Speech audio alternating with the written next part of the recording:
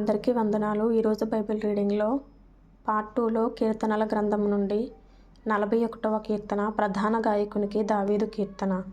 బీదలను కటాక్షించువాడు ధన్యుడు, ఆపత్కాలమందు యెహోవా వానిని తప్పించును. యెహోవా వానిని కాపాడి బ్రతికించును, భూమి మీద వాడు ధన్యుడగును. వాని శత్రువుల ఇచ్చకు నీవు వానిని అప్పగింపవు, రోగశయ్య మీద యెహోవా వానిని ఆదరించును. రోగము కలుగగా నీవే వానిని స్వస్థపరచుదువు. యెహోవా, నీ దృష్టి ఎదుట నేను పాపం చేసి ఉన్నాను, నన్ను కరుణింపుము, నా ప్రాణమును స్వస్థపరచుము అని మనవి చేసి ఉన్నాను. అయితే నా శత్రువులు నా విషయమై చెడ్డ మాటలాడుచున్నారు. వాడు ఎప్పుడు చచ్చును, వాని పేరు ఎప్పుడు మాసిపోవును అని చెప్పుకొనుచున్నారు. ఒకడు నన్ను చూడవచ్చిన ఎడల వాడు అబద్ధమాడును, వాని హృదయము పాపమును పోగు చేసుకొనుచున్నది. వాడు బయలువెళ్ళి వీధిలో దాని పలుకుచున్నాడు. నన్ను ద్వేషించి వారందరూ కూడి నా మీద గుసగుసలాడుచున్నారు. నశింపజేయవలెనని వారు నాకు కీడు చేయని ఆలోచించుచున్నారు. కుదురని రోగము వానికి సంభవించి ఉన్నది. వాడు ఈ పడక విడిచి తిరిగి లేవడని చెప్పుకొనుచున్నారు. నేను నమ్ముకొనిన నా విహితుడు నా ఇంట భోజనము చేసినవాడు నన్ను తన్నుటకై తన మడిమెనెత్తెను. యెహోవా, నన్ను కరుణించి లేవనెత్తుము.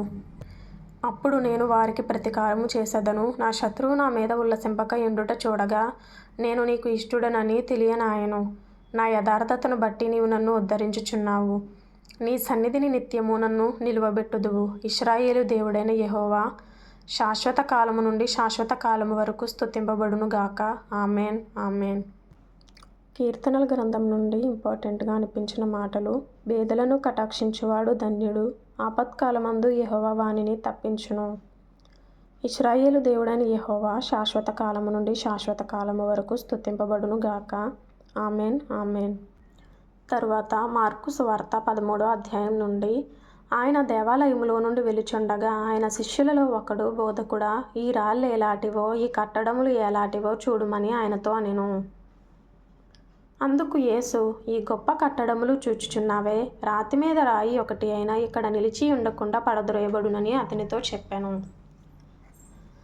ఆయన దేవాలయము ఎదుట ఒలీవల కొండ మీద కూర్చుండి ఉండగా పేతురు, యాకోబు, యోహాను, అంద్రెయ అనువారు ఆయనను చూచి, ఇవి ఎప్పుడు జరుగును? ఇవన్నీ నెరవేరుబోవు కాలమునకు ఏ గురుతు కలుగును? అది మాతో చెప్పుమని ఆయనను ఏకాంతమందు అడుగగా, యేసు వారితో ఇట్లు చెప్పసాగెను: ఎవడును మిమ్మును మోసపుచ్చకుండా చూచుకొనుడి. అనేకులు నా పేరట వచ్చి నేనే ఆయననని చెప్పి అనేకులను మోసపుచ్చెదరు. మీరు యుద్ధములను గూర్చియు యుద్ధ సమాచారములను గూర్చియు వినునప్పుడు కలవరపడకుడి. ఇవి జరగవలసి ఉన్నవి గాని అంతము వెంటనే రాదు. జనము మీదికి జనమును, రాజ్యము మీదికి రాజ్యమును లేచును. అక్కడక్కడ భూకంపములు కలుగును, కరువులు వచ్చును. ఇవే వేదనలకు ప్రారంభము. మిమ్మును గూర్చి మీరే జాగ్రత్త పడుడి. వారు మిమ్మును సభలకు అప్పగించెదరు, మిమ్మును సమాజ మందిరములలో కొట్టించెదరు. మీరు వారికి సాక్ష్యార్థమై అధిపతుల ఎదుటను రాజుల ఎదుటను నా నిమిత్తము నిలువబడెదరు.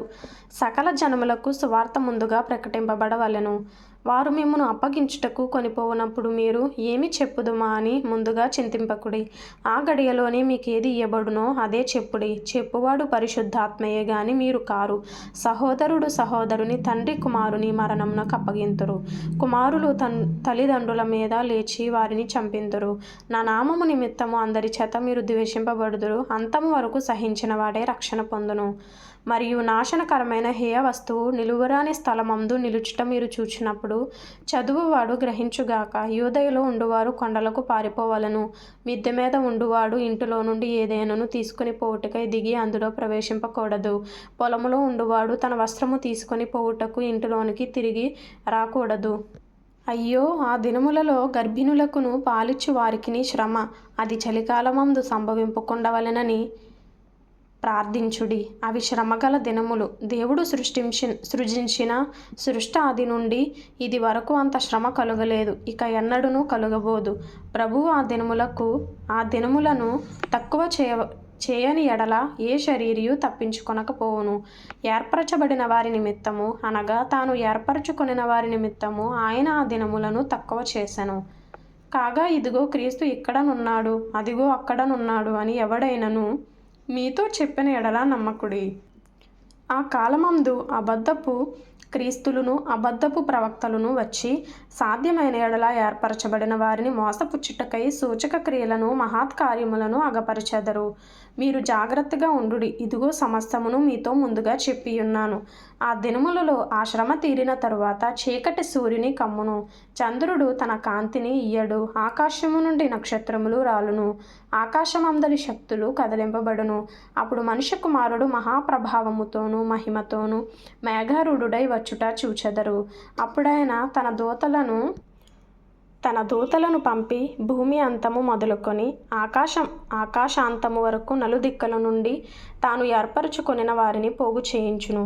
అంజూరపు చెట్టును చూచి ఒక ఉపమానము నేర్చుకొనుడి. దాని కొమ్మ ఇంకా లేతదై చిగిరించినప్పుడు వసంతకాలము సమీపముగా ఉన్నదని మీకు తెలియను. ఆ ప్రకారమే మీరు ఈ సంగతులు జరుగుట చూచుచున్నప్పుడు ఆయన సమీపముననే ద్వారము దగ్గరనే ఉన్నాడని తెలుసుకొనుడి. ఇవన్నీ జరుగు వరకు ఈ తరము గతింపదని నిశ్చయముగా మీతో చెప్పుచున్నాను. ఆకాశమును భూమియును గతించును గాని నా మాటలు గతింపవు. ఆ దినమును గూర్చియు ఆ గడియను గూర్చియు తండ్రి తప్ప ఈ మనుషుడైనను పరలోకమందలి దూతలైనను కుమారుడైనను ఎరుగరు. జాగ్రత్త పడుడి, మెలకువగా నుండి ప్రార్థన చేయుడి. ఆ కాలం ఎప్పుడు వచ్చునో మీకు తెలియదు. ఒక మనుష్యుడు తన దాసులకు అధికారం ఇచ్చి ప్రతి వానికి వాని పని నియమించి మెలకువగా నుండుమని ద్వారపాలకునికి ఆజ్ఞాపించి ఇల్లు విడిచి దేశాంతరము పోయినట్టే ఆ కాలము ఉండును. ఇంటి యజమానుడు ప్రొద్దుగురుంకి వచ్చునో, అర్ధరాత్రి వచ్చునో, కోడి కూయినప్పుడు వచ్చునో, తెల్లవారునప్పుడు వచ్చునో, ఎప్పుడు వచ్చునో మీకు తెలియదు. ఆయన అకస్మాత్తుగా వచ్చి మీరు నిద్రపోవుచుండుట చూచునేమో గనుక మీరు మెలకువగా నుండుడి. నేను మీతో చెప్పుచున్నది అందరితోనూ చెప్పుచున్నాను, మెలకువగా నుండుడనెను. వాక్యం చదివిన తర్వాత ఇంపార్టెంట్ అయిన విషయాలు. వారు మిమ్మును అప్పగించుటకు కొనిపోయినప్పుడు మీరు ఏమి చెప్పుదమా అని ముందుగా చింతింపకుడి. ఆ గడియలోనే మీకు ఏది ఇయ్యబడునో అదే చెప్పుడి. చెప్పువాడు పరిశుద్ధాత్మయే గాని మీరు కారు. ఆయన అకస్మాత్తుగా వచ్చి మీరు నిద్రపోచుండుట చూచునేమో గనుక మీరు మెలకువగా నుండుడి. నేను మీతో చెప్పుచున్నది అందరితోనూ చెప్పుచున్నాను, మెలకువగా నుండుడనెను. ఆత్మీయంగా బలపడాలి అనుకునేవారు ఫాలో చేయండి. ప్రభు మీకు తోడైనను గాక.